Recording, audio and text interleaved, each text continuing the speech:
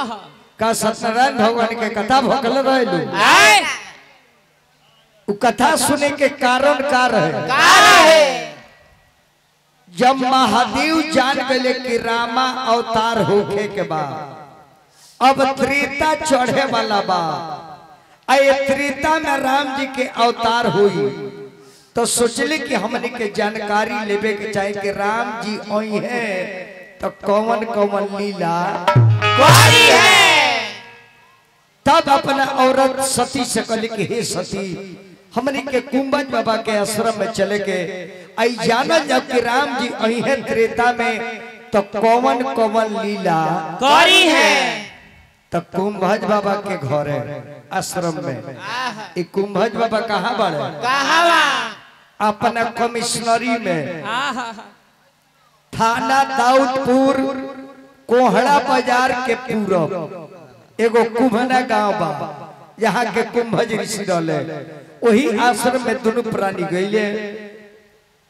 तब कुंभज बाबा खड़ा होके अभिवादन कैले प्रणाम कैले।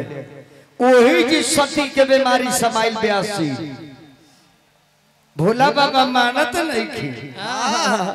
मनवा में हो तो नहीं खे बिसवा। जब भोले बाबा अपना औरत के लेके पहुंचने बढ़ जाएंगे तब कुंभज बाबा खड़ा हो गए अब प्रणाम कैले प्रणाम। वही जी सती के बीमारी समा गई कि लो जहाँ हमने के ट्यूशन करे आई बनी कुछ सीखे आई बनी आई तो टीचर हमने के प्रणाम करे लगल। ई महादेव जान गए कि सती के बीमारी शुरू हो गई। वही जी तुलसी बाबा लिखले बानी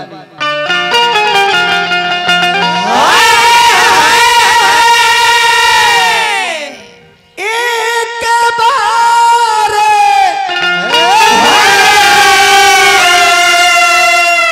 त्रेता जुग माही असंभु गए कुंभज ऋषि पाही संग सती जग जननी भवानी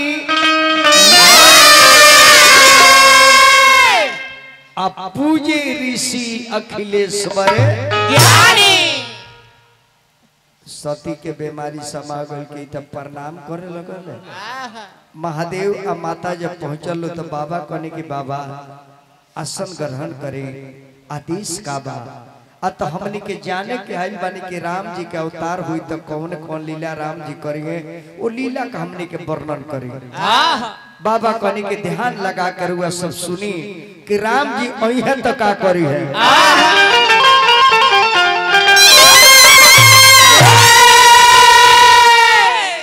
अरे कहानी कहानी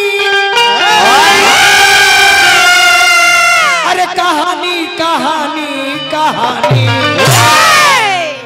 शिव सुनो तर राम के कहानी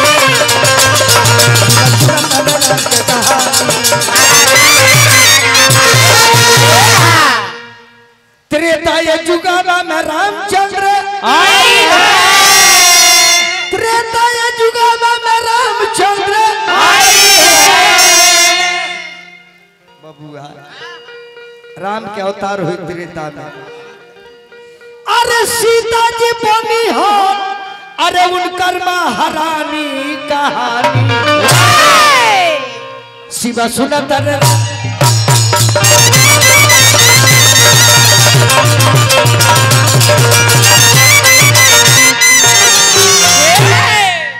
माता बहन बड़ी ध्यान से सुनता से चर्चा सबे करेला।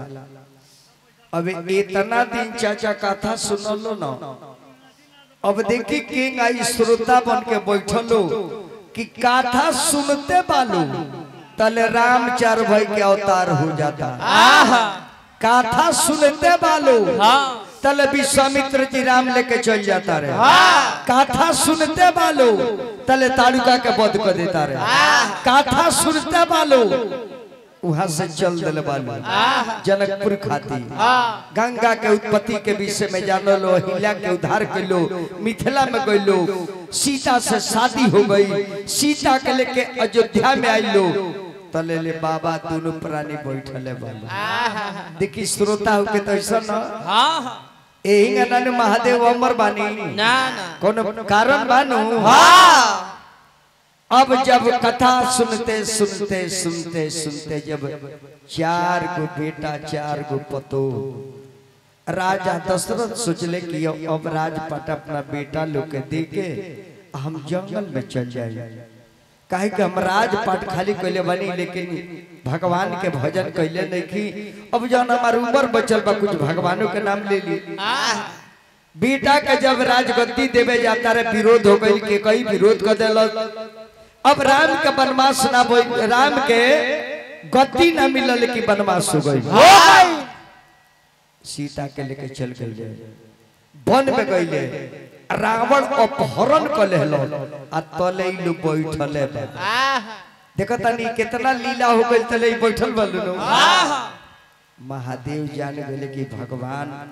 अबू जी से पहुंच गए बनी जंगल में हमने के चले के कहले कि देवी अब हमने के चले के चाहे बहुत दिन हो गए ले हरण को कम किया जाए बक्सो बढ़ा दिया जाए बहुत दिन हो गए मैंने कहले अब चले के चाहे जब दोनों प्राणी चलले तब पहुंच गए दंडक वन में दंडक वन में राम लक्ष्मण सीता के खोजता रे आ वही जी दोनों प्राणी एकदम उन्हें से चली आवता रे इन राम रोबता रे लक्ष्मण लखन सीता के छोड़ के कुटी से तू काहे निकल रहा तारे कने की सीता के देखभाल करे के बाद सीता कुटी में नहीं थी अब राम जी रुमाता रहे दोनों प्राणी ओजी पहुंचाता रहे सीता सीता सीता सीता लक्ष्मण लक्ष्मण जी भैया कुटिया में नहीं खी अरे प्राण प्रिया अब बोलाए बाबूला क्या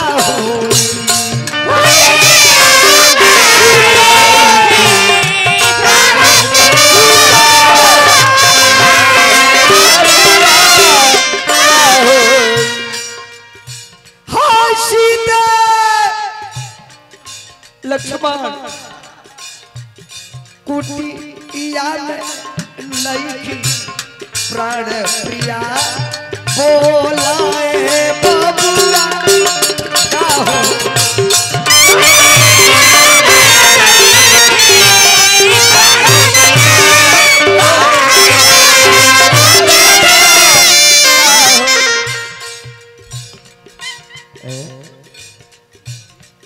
चाची के छोट पुत्र बानी हम अपना माई के छोट बेटा बानी हमारे के 100 रुपये दल बनी 1 लाख के बराबर एक गांव के लोग हम कितनो प्रणाम करे तो कम होई काहे कि अपना बेटा खाने के जवार के लोग मुसले बा सबे हमार माई बाप सबके गोड़ लगता चिरई चिरई सीता के दिखलू हो तले चिड़ैया उड़ जाओ पागल हो गए भगवान पागल पेड़ पर से पत्ता गिरल बा पत्ता के उठा के ए पतई हमरा जानकी के देखला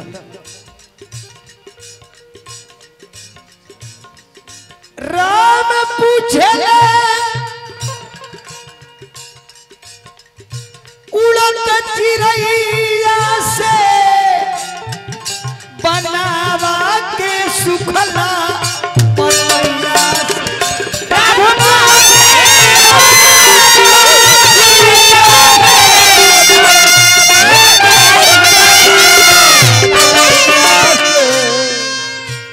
प्रभु पूछे चिड़ैया से बनावा के सुखला पतैया से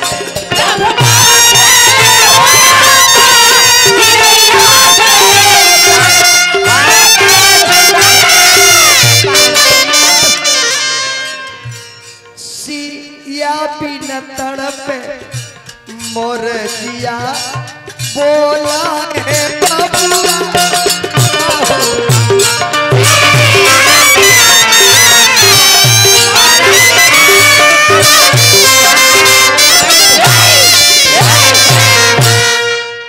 सत्येंद्र बाबू की तरफ से 100 रुपया पुरस्कार प्रणाम बा। घूमता लो चारों तरफ लेकी जानकी के पता नहीं खेला गो हाय सीते हाय तले नजर महादेव के पर गल राम पर अब महादेव देखले कहले कि हे नारायण राउर कथा हम सुन के आवतानी राउर दर्शन हो गए इकर मतलब कि रुआ इतना कथा बिता के पहुंच गइल बानी तब सती कहतरी कि स्वामीनाथ ई के ह कहले कि सती जेकर कथा सुनलु हो परम पिता परमेश्वर हमार आराध्य देव होवे कहले कि आराध्य देव कहले कि हां जेकर कथा सुनो वह सती कहली कि ई नर होवे कि नारायण कहले कह रे जेकर कथा सुनवा सही होवे कहले कि तही ई जंगल में काहे घूमत रे देख कथा मेहरारू सुनले पिया आ तो वो विश्वास नहीं को तू को बीमारी जन औरत अपना पति के बात काट देले ओकर कभी कल्याण नहीं के हो सकत कहले महादेव की नारायण भगवान कहले कि भाई ई नारायण है आई काहे जंगल में घूमत रहे आ त कथावा सुनू ना ये सीता जी के अपहरण हुई त राम लक्ष्मण खोजी हैं जंगल में कथा में ना सुनू कहली कि ते राम हम आई घर में हरारी चोरी हो गई पिया आई भगवान के भगवान तई काहे न कर देख ले के मन में रर के केले गई बा शिव जी बुझ गेले कि एकरा बीमारी दूसर का धल हलो पहले धइले रहलो लीवर में सूजन आई रहलो हां अब एकरा हार्ट में बीमारी धइले कहली कि सती विश्वास कर कहली कि यो काम करी अरे वो तनी बैठी आ तनी हम दर्शन करे जाए महादेव जान गए कि राम के परीक्षा लिए हमरा बात पर विश्वास का बाना ना तो सती सोचली कि महादेव बढ़ जाए हम जाके दर्शन करे इनकर परीक्षा ले अगर इनकर सीता चोरी बाड़ी तो सीता का हम रूप बनाए असली नारायण हुई तो हमरा के पहचान जाई है और नकली हुई तो अपने सीता कह के माने लगी है अब बाबा आंख बोन कइले बानी आ देखो तनी कि सती जा रहल बड़ी लेकिन भेष सीता के बना के जाता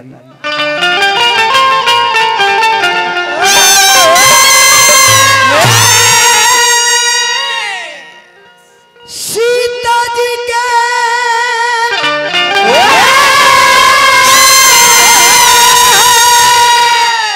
और रूपवार धई के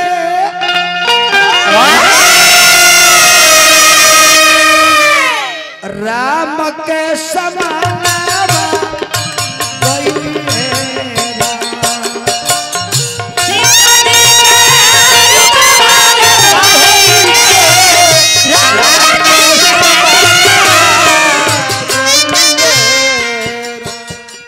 सीता चोरी भइल बाड़ी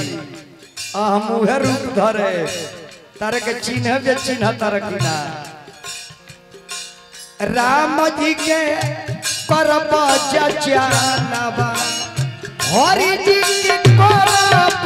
जचानवा इहे आरमानवा भइले राम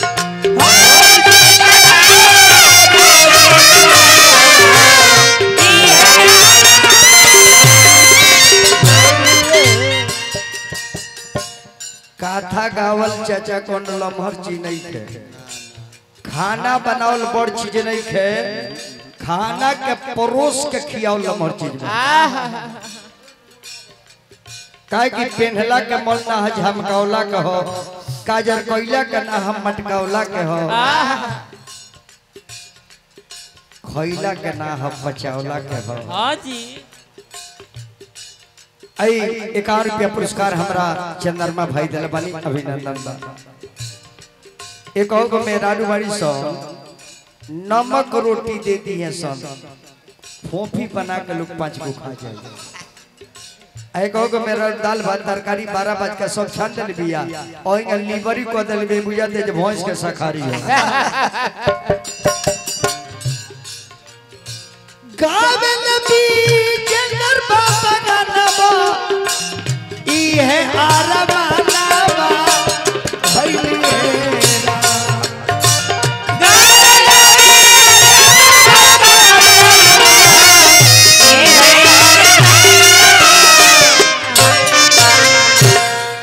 चलवा बनवले तूफानवा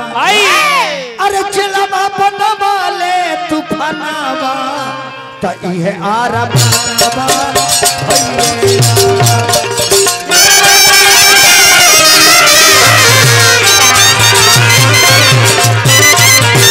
चलवा बनवले तूफानवा इहे आरमानवा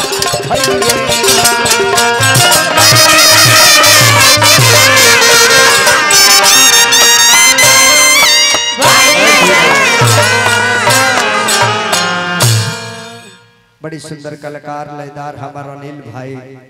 हजारों हजार के पुरस्कार सुनील भैया दल बनी प्रणाम बा। अब सीता जी के रूप धर के माता में बोलो जानी कभी भी अपना पति पर शंका ना करे के जी अपना पति के बात कटले बा ओकर बड़ी दुर्दशा होला और जे भी औरत के रास्ता के काटेला वो पति के भी दुर्दशा होला। पति पत्नी के दोनों आदमी के एक मत होके के चाहिए ना मर्द औरत के बात काटस ना औरत मर्द के बात काटस। अब सीता जी के रूप धके गईली आ जाके गो 3 मोहानी पर बैठ गईली के लोग नजर कब पड़ी आने राम जी लक्ष्मण जी दोनों का घूमता रहे हाय सीते तले लक्ष्मण के नजर पर भैया माता होते बैठल बाड़ी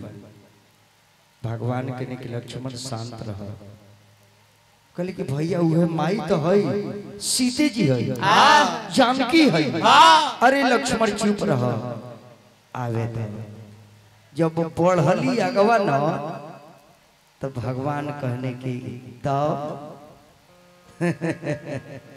कहवा गवलू ये माई हो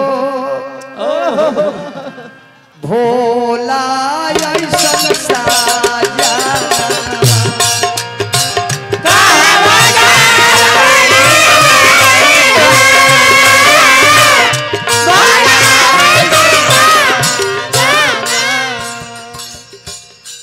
माँ बेटा के प्रणाम स्वीकार करो। ही भवानी रौरा अकेले जंगल में अब महादेव कहाँ बानी और तैला जा के काट हो गई ये भाई परीक्षा ले बेनी हमारी इंटरव्यू को दे कहले राम की ही भवानी एक तो हमार औरत भुलाई दिया तमने दोनों भाई जंगल में भटकतानी और रौरा जी महादेव के छोड़ के ने घूमतानी तब बूढ़ऊ के कौन दशा होत हुई अभी न आगे जतरी न पीछे जतरी कोठुआई बाड़ी कामा अरे कमलू ये माई हो भोला ऐसन साजा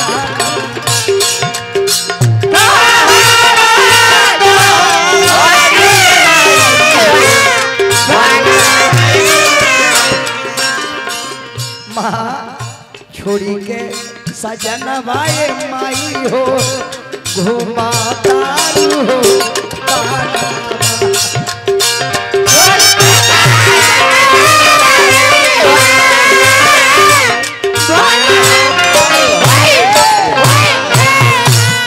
अभी कुछ मुंह में से निकलते लगे जो हम का बोली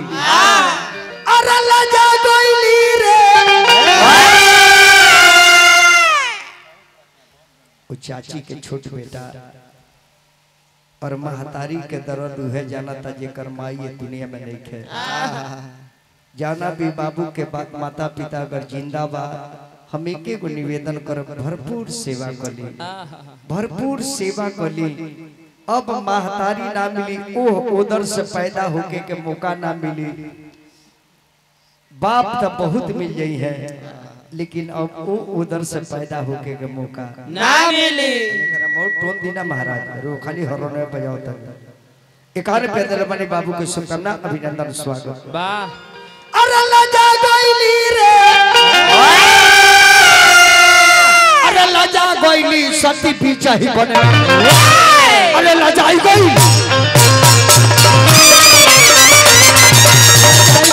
सती पीछा ही बने। जाके खातिर गईली,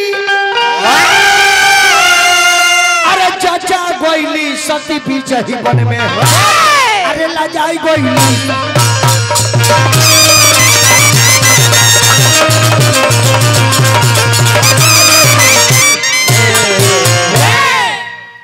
भगवान राम जाना तने की माता शर्मा गई बड़ी, कली की माई आशीर्वाद दे के जाए। जैसे देवी घूमली सती तब भगवान ने वैसन माया कहनी बाबूजी जे जेने देखो तरी ओने राम लक्ष्मण सीता, राम लक्ष्मण सीता, राम लक्ष्मण सीता, जेने देखो तरी तेने। कहली जी एकर मतलब अंतर्यामी हुए हो। हाँ तो चारों तरफ सीते राम और लक्ष्मण लोग तरे अका तो चोरियो भइल, एकर मतलब जी ही जी बात। जब माथा चकराए लागल देख के चारों ओर, तो माई का पारे हाथ धके बैठ गई। भगवान बुझ गए कि अब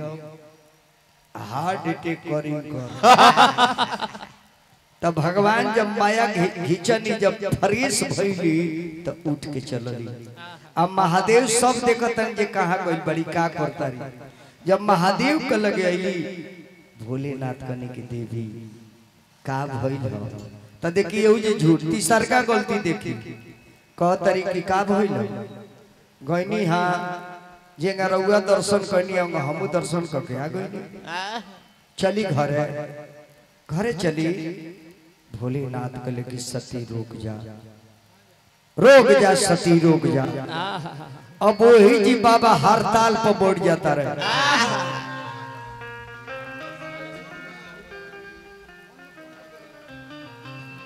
अपना मन में शंकर जी प्रण कैले,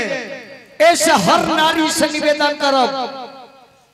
कुछ ऐसा बात अपना पति के नहीं बोले के जाना से पति के ईर्खा हो जाओ, तब पति या तो घर छोड़ दे ना तो रेल से कटा जाओ। इतना न शिव जी के दुख लगल कि ते हमरा से झूठ काहे बोले, हमरा ईश के, हमरा नारायण के, हमरा बाप के ते परीक्षा लल पड़े। मेहरारू कहते जाके बन गए माई। जब राम तोरे के माई कहले बड़े तब मेहरारू ते हमर नहीं किसते हमर माई बड़े। शिव संकल्प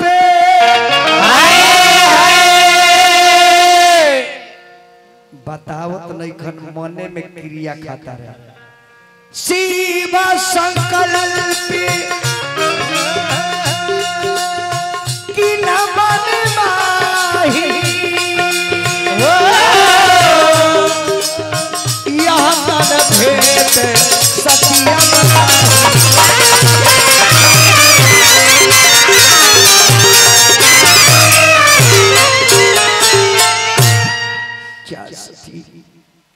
सती। अभी जोनी में तारा हमारा कोनो रिश्ता ना रही, तू हमार मेहरारू होके राम के माई बन गई। हमार राम बाप भगवान, अब बाप माई कोले तो दादा रे हमार का लोगों को। अरे मानस के भीतर वाली खो, अरे पनवा का ऊपरवा हो कि परवा तरवा, अरे परवा तरवा जोगिया मरल है असलवा हो कि परवा तरवा।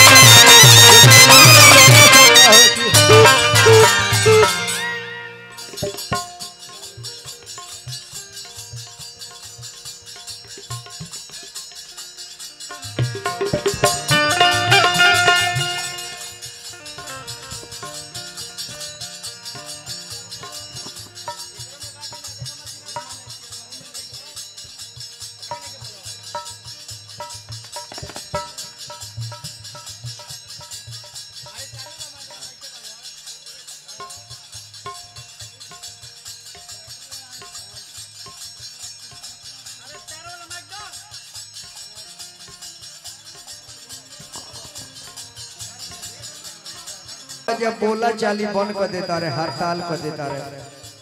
अब भवानी तड़प तरी जो अब का करी, अब छटपटा तरु जागते नहीं खो। चलो पहले मछली जैसे चलो के भीतर में हो की पर्वत मना।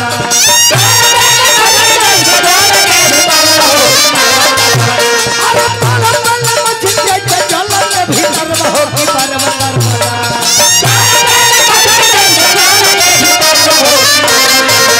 शिव मरले असल हो की पर्वत